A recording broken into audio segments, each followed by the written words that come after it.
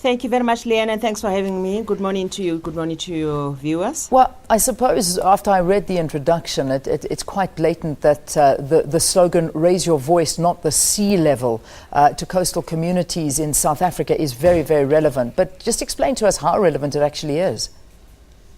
It's extremely important for our voices to be heard because, you know, Leanne, through climate change impacts worldwide, if we don't act, and this is not just about South Africa, but if none of us or majority of, all of us actually do not act, it means therefore that there will be the rise of the sea levels, and that being the case, the small islands are in serious danger.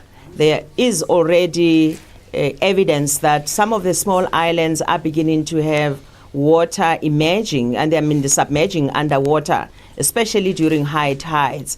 And that poses a real serious threat.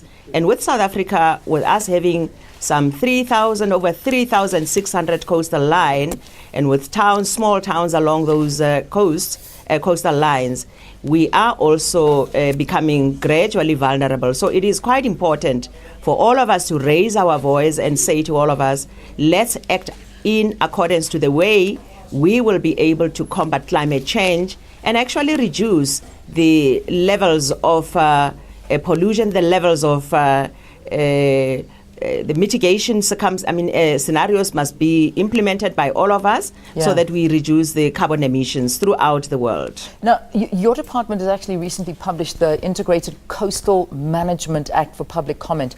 Tell us briefly, what does it entail? Let me just say that it's not just published for public comment. It has actually been passed through. It's now a policy that's in front of NCOP. Will be coming back to Parliament just for adoption. It really talks to an integrated mechanism of managing our coastal lines. Leanne, you'd realize and you'd recognize that just recently we had lost our blue flag status along the coastal line, particularly of that of Durban. Levels of pollution that arise from some, very bad practices, sometimes from the wastewater management, be it from agricultural practices, be it from sewer networks and so on.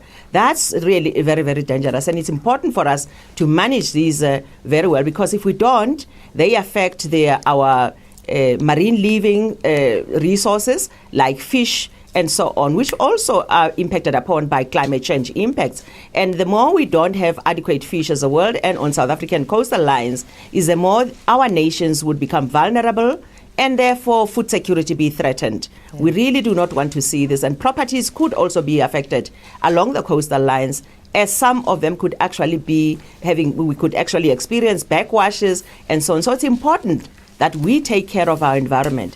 It is important resources that gives us life, that provides us with all these services that we need. And for us to be able to grow our economies, we actually also, as South Africa, we are saying in that integrated coastal management, we're saying we need to unleash the potential that's at ocean level, but in an integrated manner.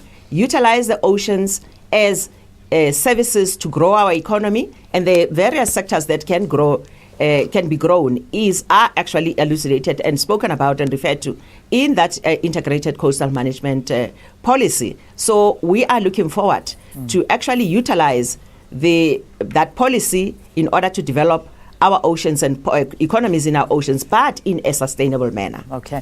Minister, I know we're going to be speaking to you a lot more during this month. It is Environmental Month, so we'll talk to you about some of the planned events and also perhaps even follow up on some of these, maybe do an outside broadcast when it comes to the environment here in South Africa. On the 8th of June, it's actually the World Oceans Day, and the theme is Together We Have the Power to Protect the Ocean. So our Minister in our Cape Town studios, thank you that's the Pretoria studios, I beg your pardon. Thank you.